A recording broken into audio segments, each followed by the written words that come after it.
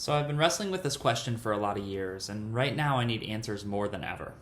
And the question is this: how can I pursue racial reconciliation?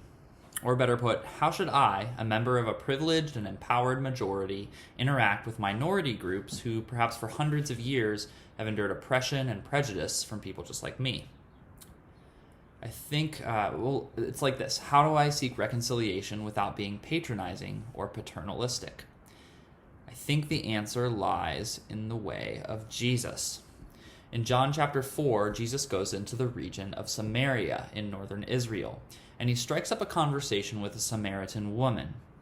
Now, to understand this, you have to know the power dynamics at play. Jesus was speaking to a person who is considered an outsider on account of her race, on account of her religion, on account of her sex, and her personal history.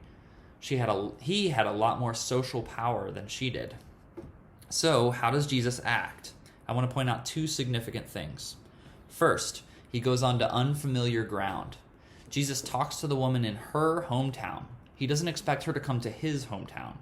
He stands on unfamiliar turf so she can feel at home. Second, Jesus respects her. He really listens to her. They have a real conversation, and he treats her as an equal. They have real dialogue.